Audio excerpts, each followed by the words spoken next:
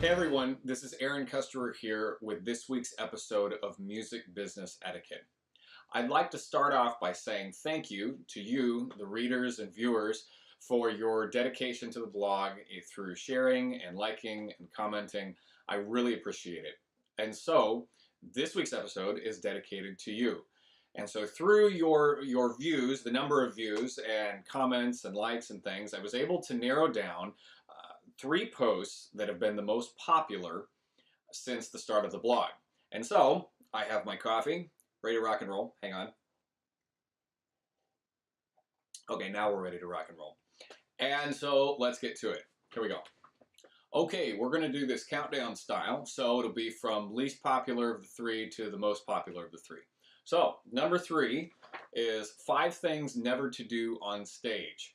And it covers things like never pick fights, get into arguments with your bandmates during a performance. That's probably not a good idea. And a few other things to probably avoid doing. Just as a side note, if you do want to revisit these posts or reread or share or comment, you can do so by clicking in the links above the video if you're on my blog. And then if you're viewing on YouTube, you can click the links in the description below the video. I included links to all 3 of the original posts. So, moving on. Okay, number 2 was actually triggered by a good friend of mine, Eric Barfield, who is a keyboard player in Nashville. He's an amazing musician. If you do get a chance, check him out. And he had asked me about writing on my experience as a tour manager and some of the things that I had learned through doing that. And so I figured I would share a little bit about that. Most of it, honestly, throughout the whole blog post, it really points back to Murphy's Law. If anything can go wrong, it will. And so, therefore, to quote another friend of mine, Michael Smith, you need to become, as a tour manager, an eternal Murphy's compensator. As a musician, honestly, if you really think about it, that's a lot of times when you go to gigs, bringing multiple axes and amps and backup stuff and everything, that's all you're doing. You're trying to compensate for Murphy. Pretty much 100% of the time.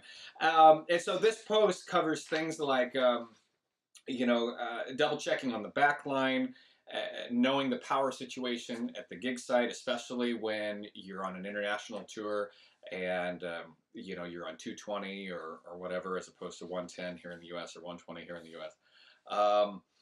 Checking foreign driver laws, and making sure if you don't have dedicated transportation and you have to ascertain your own transportation, making sure that A, you're legal to drive, and 2, that making sure you're comfortable. Driving on the opposite side of the road is kind of interesting if you haven't done it before, or driving in certain countries where you are driving on the the right side of the road, but the driving style is a little different. Every country's different. They each have their own thing, and you have to kind of adapt to that, and you have to get used to it and get used to it very quickly in some cases. So it just covers some interesting things like that. And holding the #1 spot on my site for most viewed, commented, and shared is a post called Soundcheck Credibility Killers 101. This was triggered after viewing a number of situations that soundcheck was just a challenge, and not because of technical challenges or anything, but just because people weren't behaving very well, to get right down to it. And so this post probably came off as a little bit of a rant. We all have those, but it was very popular.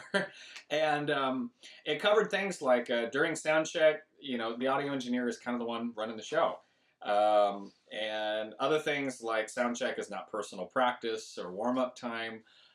Just different little tidbits like that. And if you really want to get a good read, you can skip the blog post altogether and you can go straight to the comment section. Most people came out of the woodwork to support it, and they just added extra things to do or not do. And that was great. I really appreciate it. It really means a lot to have you all come out and do that. It's really cool. But of course, like any post, some other people came out of the woodwork, just a few, to add some very interesting comments, some very colorful. So anyway, if you want a good read and a good chuckle, go check out those comments. They're pretty funny. And there you have it. The top 3 posts for the Music Business Etiquette blog chosen by you, the viewer, since the blog's startup in October 2014. Thank you all once again for hanging with me for this long. And if you're just now joining me, please be sure to hit subscribe. That's all I've got for this week. Thank you so much, and I'll see you next week.